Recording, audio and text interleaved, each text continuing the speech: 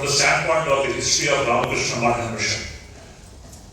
The title of the book is Soaked in Love and Wisdom, which contains very beautiful letters written by Swami Akhandananda Maharaj, and most important, his diaries and some of his articles also.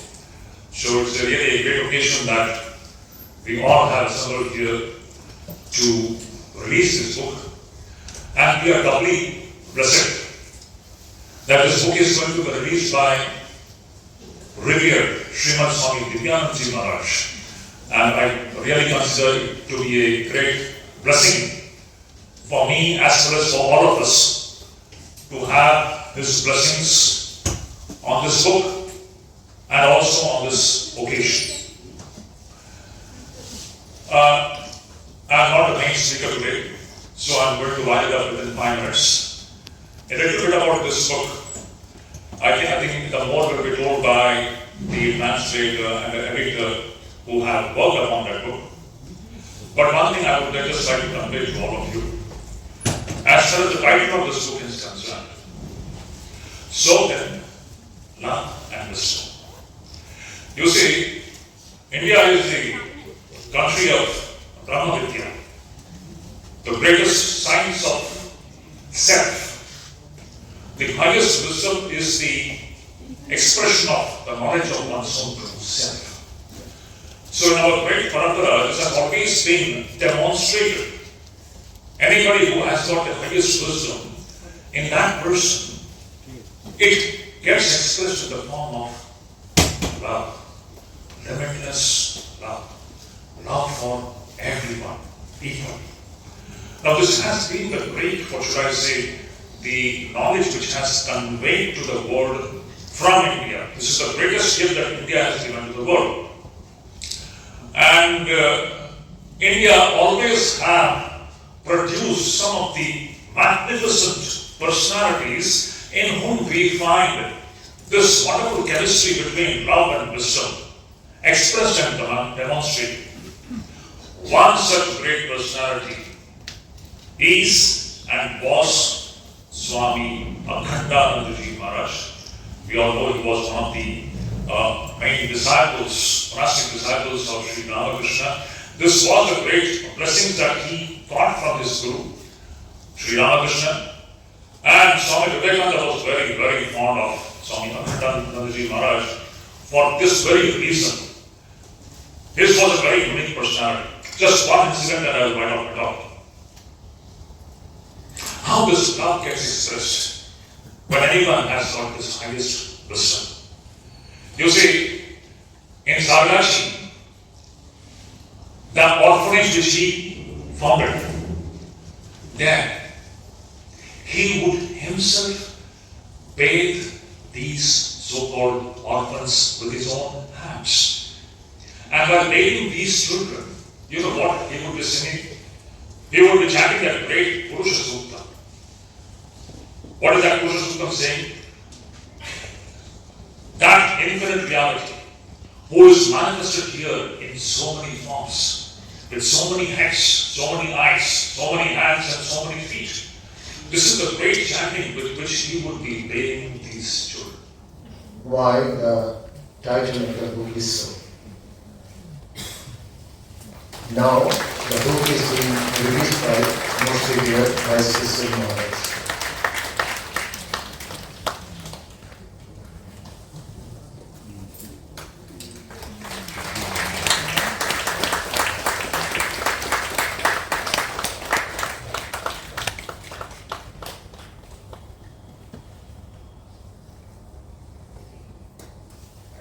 Happened, but awareness was very much there. And for the first time in the mid-19th century, childhood was recognized as a special phase of life on which the future of humanity was dependent. That awareness came, and the child mortality rate had plunged, the worldwide plunge was global. And play was considered to be tool of education. So much in favor of the child labor. Death by famine was a major setback. China and India had topped the list even then, mid-19th century. By the end of the 19th century and the next century, situation improved. Now, my question is, who is responsible for all these positive changes? Who is responsible? Those who believe in creation, they say reason did it. Reason took over faith. What I mean is, for example, suppose the faithful man believed that diseases were the wrath of God and we were supposed to bear with it. But it took a new pastor to come and discover germ theory and conclude that diseases were caused by germs and it could be cured by germs. So that is what I mean by reason taking over the faith, and it happened in all the walks of life. Secondly, those who believe in time, they will say history, a special era, suppose the Enlightenment era did it all.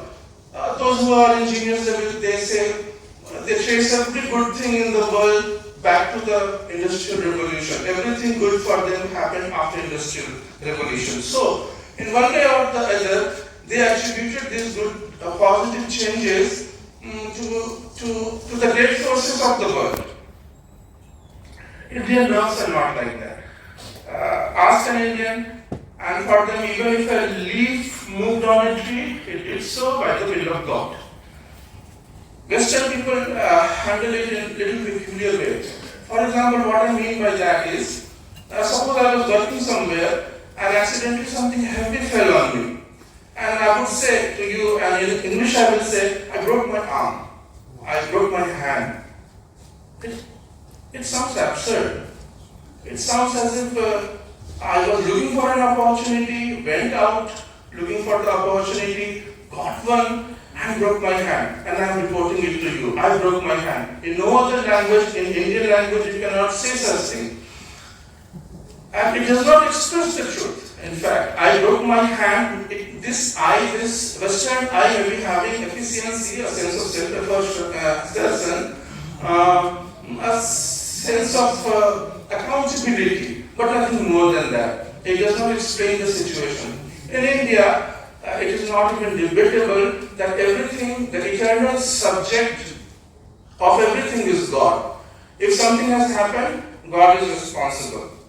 By the end of the 19th century, a young monk, Swami Akhandananda, was brooding over the situation that had deteriorated, gone so down around him. His brother disciple, Swami Vivekananda, had painted a vivid picture of this world, a gloomy side of the world, and inspired him to eradicate the malady of the people. So, he was renunciate. He has given up this world and once again taking up the job of the world for the good of the world. It had created certain struggle in his mind, but he was very quick to overcome it.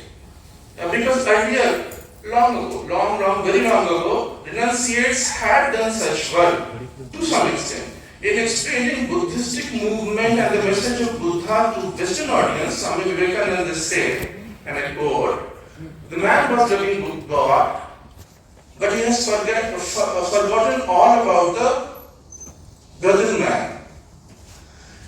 If the man in the name of God can give up his very life, he can anytime turn around and kill his brother man in the name of God."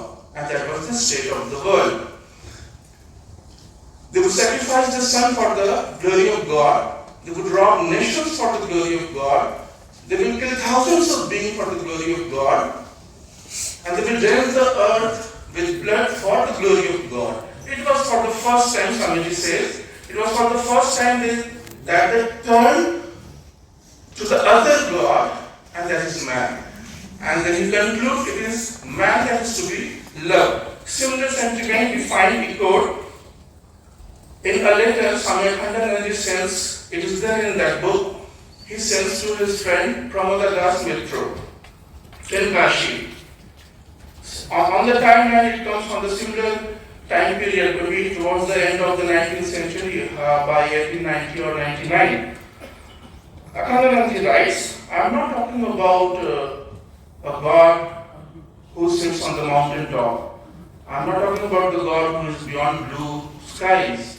My God is within me, He is one with myself, He is one with me, He is within everyone. And I can hear Him constantly telling me, look, the Vedic rishis, the avatars, the Rama, the Krishna, all of them came to exist as a human being. Look at their pitiable condition, what they have made of themselves. Because of that reason, I have dedicated this life of mine to the service of man. And I am not sure to the service of this man God. This is the word we used in Bangla, this man God. How it is in Bangla? Man God? No. Yes. But the meaning was exactly that, man God, man God. See the sentiment, the resonance of it. So whether we look upon it with faith or reason, there is one universal impulse we can deduct here that wants to manifest universally. What is that impulse? Well-being of every human being. Beyond the glory of any tribal allegiance, religious, political, denominational allegiance or any banner. Beyond that, a man wants to be happy in the real sense. And free to love God and free to know God. And why only in the matters of divine? Even in the matters of wealth and prosperity, earlier the prosperity belonged few pockets of the world, no matter which nation, no matter which time. Masses were always poor, even during the time of, I don't want to take them, I don't want to get into soup. So, no matter which time, the masses were always poor. So, when the idea was they all can work, educate themselves, they all can work, and in return of their work and skills they can earn money. So this is not the time of all king, all person, all saint. Anybody could become a saint. Anybody could have fulfillment of his heart through spiritual experiences. That was the idea. And after all that, even after all that, if the misery existed, we all can share it. So the idea was why misery should visit always one person, one religion, one race, one nation, one gender.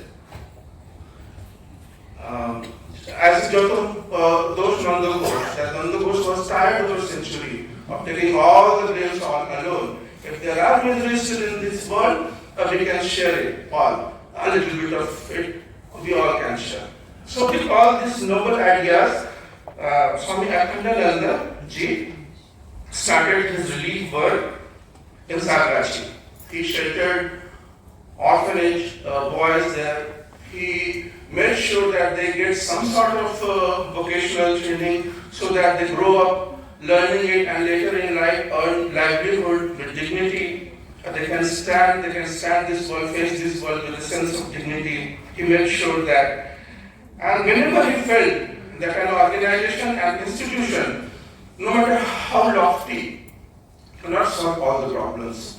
And with that impulse, he would reach out to different people with his inspiring letters, with his hospitality, with so many gifts. This book particularly, which is released today, beyond 60 and for 60 or 100 pages, is the documentation of his personal approaches to so many stuff. Wherever he came to know somebody is, especially Bhakti and Annapurna, they were two ladies, disciples of Swami Akhandananda, and they had helped financially a lot to erect a center in Providence and also in Belur, to give a concrete shape to Thakur's temple. A big deal, a big help. Akhandananda would feel anxious, oftentimes seeing the delay, whenever he saw delay in Thakur's temple coming up.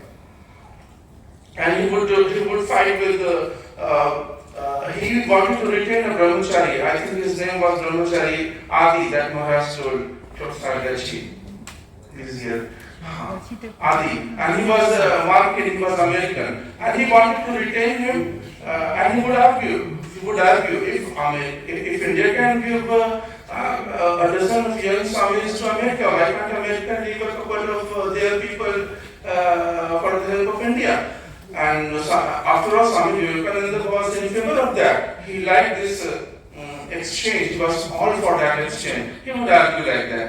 And he would go even to Bombay port. I think Bombay was the farthest point down south where he has gone up to.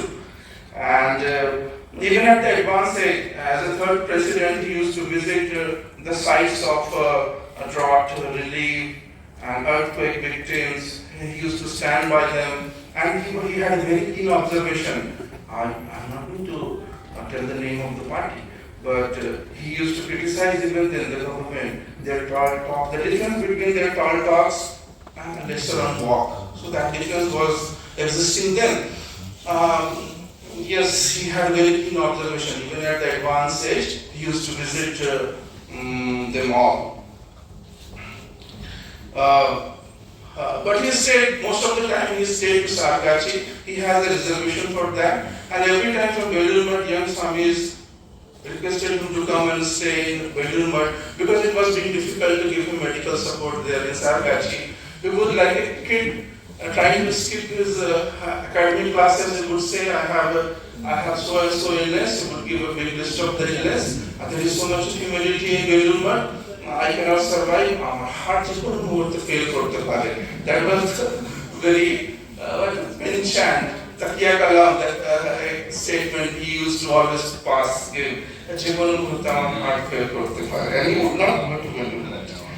So in passing, I think I have explained about that. In passing, whenever posterity looks back, searching for the grace and presence of Holy Mother from the hustle and bustle of the digital, physical, and increasingly becoming artificial world, Swami Akhandananda will stand tall as a watchtower, guiding humanity, guiding posterity. এই park ওই তার বলি রয়েছে, ওখানে একজন বাস করতেন, তাদের বাড়িটিও এখন আছে, নন্দদুলাল সাহা। সেই নন্দদুলাল সাহা এই আশ্রমে আসতেন এবং সেই নন্দদুলাল সাহার যখন বাড়ির ভিত্তিপ্রস্তর স্থাপন হচ্ছে, তখন পূজনীয় স্বামী অখণ্ডানন্দজি মহারাজ এখানে এসেছিলেন এবং ওখানে যখন ওই ভিত্তিপ্রস্তর স্থাপন হচ্ছে, এবং এটা হচ্ছে 1934 সালে। 1934 সালে তিনি এসে ভিত্তিপ্রস্তর স্থাপন করছেন এবং এই দিকে মানে তখন এই পাশে বেদি ভবন এবং ইনস্টিটিউট যেখানে পরে গড়ে উঠবে, এই দিকে আঙুল দেখিয়ে বলেছিলেন যে এখানে বিরাট কাজ হবে। সুতরাং এই ইনস্টিটিউট অফ কালচার সেটি ভগবান শ্রীরামকৃষ্ণদেবের অন্যতম অন্তরঙ্গ সন্ন্যাসী পার্ষদ স্বামী অখণ্ডানন্দজি মহারাজেরও আশীর্বাদ পুত এইটি। সুতরাং সেই মহারাজের আশীর্বাদ পুত স্থানে মহারাজেরই লেখা সমন্বিত সংকলন ইংরেজি ভাষায় প্রকাশিত হচ্ছে। এটি একটি আশ্চর্য সমাপতনের মতো। আমরা অখণ্ডানন্দজি মহারাজের সম্পর্কে শুনছিলাম, তার সমগ্র জীবনটা যদি আমরা দেখি, অদ্ভুত একটা জীবন। সেরকম ফর্মাল এডুকেশন খুব বেশি দূর এগোয়নি, কিন্তু তার যে লেখা, সে মানে এখনকার অতি শিক্ষিত মানুষের কলম দিয়েও এরকম ভাষা বেরোনা খুব অস্বাভাবিক। অদ্ভুত তার মানে ভাষা। হিমালয়ের বর্ণনা যখন বলছেন, আমি একটুখানি পড়ে শোনাই। তিনি পায়ে হেঁটে হিমালয়ে দর্শন করতে বেরিয়েছেন। তিব্বতের পথে হিমালয়ে আছে। অস্তাচল চূড়াবলম্বী রবিকিরণে চিরনিহারাবৃত হিমালয়ে যে হেমোজ্জ্বল রূপ ধারণ করে, তাহা আমি এই পথেই প্রথম দর্শন করিলাম। চিরশুভ্র তুষারাচ্ছাদিত হিমালয়ের সেই তপ্ত কাঞ্চন নিভ গৌরাঙ্গ মূর্তি দর্শন করিয়া আমি সবিস্ময়ে একান্ত বিমোহিত চিত্তে কেবল ভাবিতে লাগিলাম, এই চাম্পেয় গৌরার্থ মূর্তি কাহার? সূর্যাস্ত কালে হিমগিরি প্রকৃতই হেমগিরি রূপে প্রতীয়মান হইল। সেই অপরূপ দৃশ্যের তুলনা নাই। সেই অপার সৌন্দর্য রাশি বর্ণনা করা আমার সাধ্যায়ত্ত নহে। গিরিরাজ হিমালয়ের একাঙ্গ রজতময়, কর্পূরের ন্যায় অতি শুভ্র এবং অপরাঙ্গ সুবর্ণের ন্যায় অতি উজ্জ্বল। একাখানে দুই বিভিন্ন মূর্তি দর্শন করিয়া ভাবিলাম, এই কি হরগৌরীর মিলন। চাম্পেয় গৌরার্ধ শরীর কাগ্নয়ী কর্পূর গৌরার্ধ শরীর কায়। একাখানে হরগৌরীর এই অপূর্ব সম্মিলন এক হিমালয়ে প্রত্যক্ষ করি। Power, the strength which we receive from a mother, that is actually Mother Kali. I got it from Sri Ramakrishna and I give it to you. The force of power received from Mother will be better utilized by two mothers like you. Actually, when I was listening to Dr. Ruchira Mitra Chitrarekha Gupta, then it reminded me of that incident. এরা এইরকমই মা যারা এই ঠাকুর স্বামীজির ভাবটাকে এইভাবে প্রসারিত করতে পারেন, পেরেছেন। অখণ্ডানন্দজিরও একটি কথা এই বইটিতে লেখা আছে এই মায়েদের সম্বন্ধে। ঠাকুর মা স্বামীজি প্রত্যেকেরই নারী জাতির উপরে খুব অদ্ভুত বিশ্বাস ছিল। সেজন্য অখণ্ডানন্দজি বলতেন, the supreme treasure of our country is entrusted with the mothers. The girls of our nation have to be raised. এরপরে বলছে, the girls of the nation of our nation have to be raised and nurtured such that they are able to bear this noble responsibility immaculately. গতকাল আমি গিয়েছিলাম ভুবনেশ্বর শ্রী সারদা মঠে। সেখানেও দুজন যুবতী মেয়ে এসেছিল। তারা ফটো তুলছে, কেউ উনি কথা বলছে, ওদের মারা এসেছিলেন। আমি বললাম, মা তোমরা তো এখনো বিয়ে করনি, অল্প বয়স, সংসারে এখনো যাবার মন হয়নি, তো তোমরা কি মাতাজি হতে পারো না, সন্ন্যাসিনী হতে পারো না, স্বামীজির কাজ, ঠাকুরের কাজ, সেবার কাজ করার জন্য? দুটি মা কিন্তু বললেন যে আমাদের কোনো আপত্তি নেই যদি মেয়েরা সন্ন্যাসিনী হতে চায়। সত্যি আজকে এরকমের মা প্রয়োজন, বাবাদেরও প্রয়োজন, দাদু দিদিমারও প্রয়োজন। তা নইলে এই যে অখণ্ডানন্দজির ভাব এত বড় কাজ করলেন, উনি বলছেন কেন আমি এই জায়গাটা ঠিক করলাম। অদ্ভুত একটা কথা আছে, ঐতিহাসিক তথ্য, exactly near the battlefield of Palashi, where India lost its freedom. আমি এই বইটা থেকেই কোট করছি।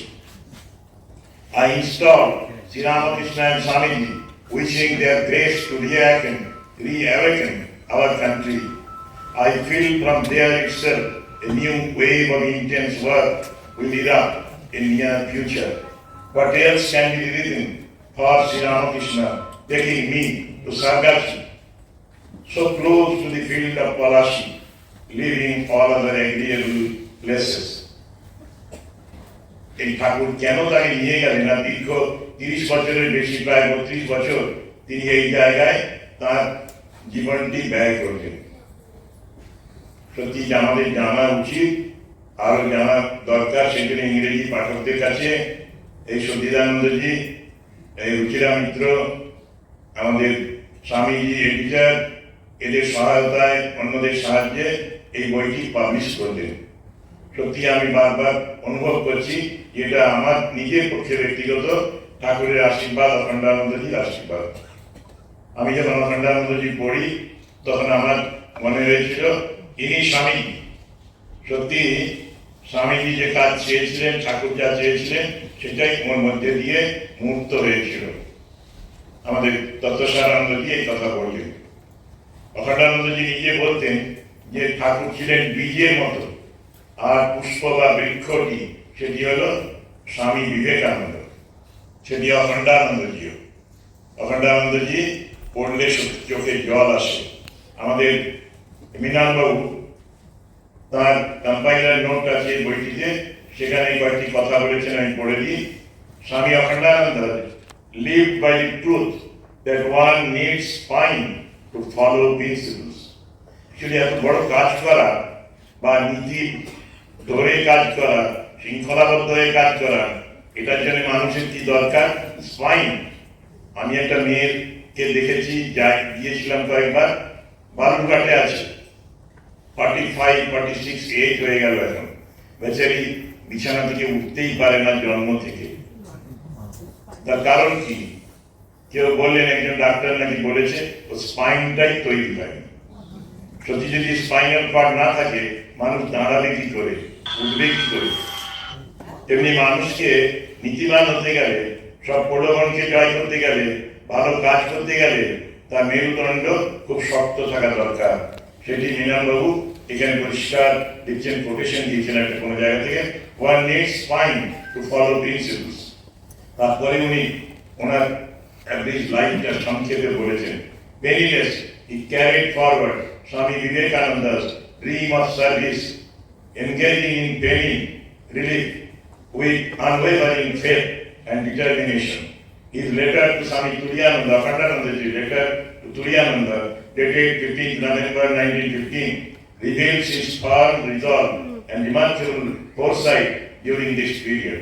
Love and service to humanity, irrespective of caste or creed, was the principle behind the orphanage he founded in Sargachi, Murshidabad.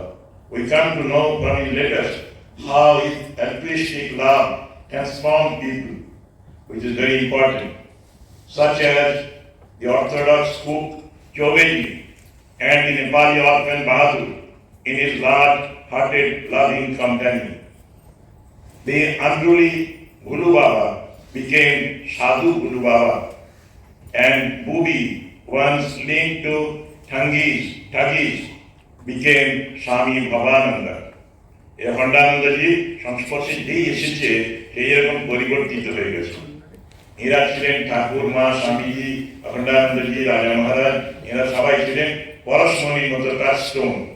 যে ছুঁয়েছে, যে সান্নিধ্যে এসেছে, তাদেরই অভাবনীয় পরিবর্তন হয়েছে। আমরা যদি এদের জীবনী ভালো করে পড়ি, আমাদের অন্তরটা এরকম সোনায় পরিণত হবে, আমরা অনেক বড় বড় কাজ করতে পারবো মানুষের জন্য। They alone live who live for others, rest are more dead than alive. এটি আমরা এদের জীবন দিয়ে শিক্ষা পাই। আমাদের রুচিরা মিত্র বলছিলেন যে যখনই সংশয়, সেই সময় এই অখণ্ডানন্দজির স্মৃতি, অখণ্ডানন্দজির কথা থেকে সংশয়গুলো মিটিয়ে যেত। সত্যি এদের লাইফ দেখেই আমাদের মনে হয় যে হ্যাঁ, it is possible to translate in our lives too. আমরা আমাদের জীবনে এটাকে ট্রান্সলেট করতে পারি।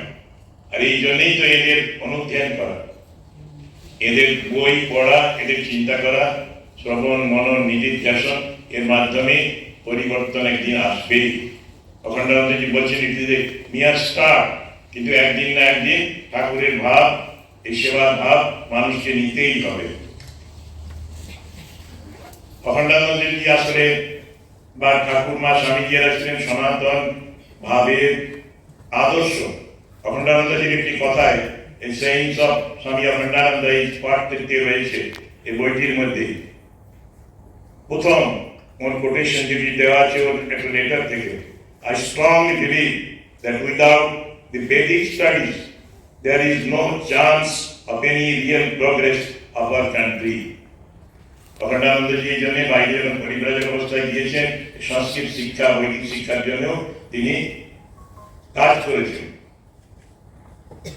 আরেকটি কথা বলছেন, the highest aim and goal of all aspirants not only sadhaka, not only sadhu, devotees too, is the knowledge of Brahman as depicted in the Upanishad. শুধু কি মুখের কথা হবে? না, এটা আমাদের জীবনে ট্রান্সলেট হবে। উপনিষদকে যদি জীবনে প্রয়োগ না করা যায়, তাহলে মায়ের কথায় কেবল মুখস্থ হবে, ওই কাজ হবে না। সেই জন্যই অখণ্ডানন্দজি এই রকমের চিন্তা ভাবনা করেছেন। অখণ্ডানন্দজি পুরো লাইফটাই পড়লে সত্যি সত্যি ইলেকট্রিফাইড হওয়ার মতো হয়। স্বামীজির লেখা পড়েও, লেখা সম্বন্ধে বলা হয়, ঠিক সেই রকম অখণ্ডানন্দজির জীবনী পড়লে বোঝা যায় যে জীবনটা কিভাবে প্র্যাকটিক্যাল বেদান্তই। বলে মণি মহারাজ, একটি ছেলে গোপাল বলে নাম, তাকে খোস পাঁচড়া হয়েছিল, সেগুলো প্রায় শুকিয়ে আসছে, নিম হলুদ দিয়ে তাকে স্নান করাচ্ছে।